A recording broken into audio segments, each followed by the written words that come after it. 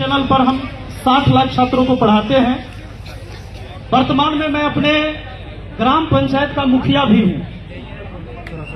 तो मैं जो देख रहा हूं, जो कि शिक्षा पर बात हो रही थी, लगातार हमारे साथियों ने बात किया, बहुत अच्छी बातें कहा। आज देश में लगभग 90,000 स्कूलों को बंद किया गया या मर्ज किया गया, जिसमें मेरे पंचायत का भी एक स्कूल शामिल है। मैं आप लोगों से पूछना चाहता हूं कि वह स्कूल जो आज से 20 साल पहले जरूरत थी समाज को, 15 साल पहले जरूरत थी, उस 15 साल में आबादी अब आकर बढ़ा है हमारे देश का। यह आबादी घट गया। जनसंख्या बढ़ा कि घटा हमारा?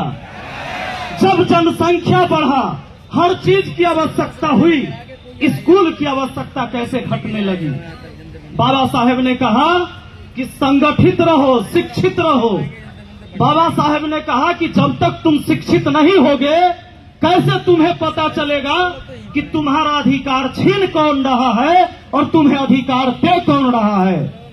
तो आज की सरकार ने कहा कि ऐसी बात है तो हम वन नेशन वन एजुकेशन रहने ही नहीं देंगे। हमारे देश में, देश तो एक है लेकिन शिक्षा व्यवस्था एक नहीं है। अमीरों, अधिकारी, नेता, इसका बाल बच्चा पढ़ता है दूसरा सिलेबस, और गरीब, किसान, मजदूर, पिछड़ा, इसका बाल बच्चा पढ़ता है दूसरा सिलेबस। आप एनसीईआरटी सुने हैं कि नहीं सुने हैं? और सरकारी स्कूल का सिलेबस अलग है, प्राइवेट स्कूल का सिलेबस अलग है कि एक है? बताइए आप लोग। तो जब शिक्षा व्यवस्था ही अलग है, जब इस देश में समान शिक्षा नहीं मिल रहा है, तो फिर समान मौका कहां मिला? समान प्रतिस्पर्धा कहां हुआ? कैसे मिलेगा अवसर हमें?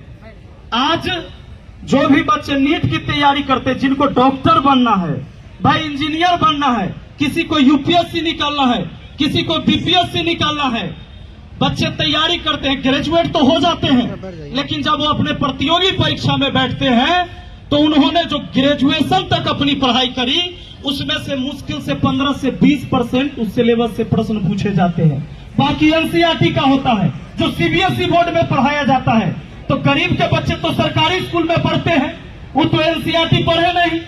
अब एनसीईआरटी उनको फिर से जाकर प्राइवेट कोचिंग में जाकर पढ़ना पड़ता है। अगर वो नहीं पढ़ते हैं, 10 साल 15 साल तैयारी करते करते थक जाते हैं, और हम सोचते हैं कि हमारा बाल बच्चा की किस्मत खराब है, वही नौकरी नहीं हो रहा है, जबकि व्यवस्था खराब किया गया कि आपके बच्चों को अवसर नहीं मिल रहा है। इस बहुरंगीय शिक्षा व्यवस्था के खिलाफ हम लोगों को खड़ा होने की जरूरत है। और मैं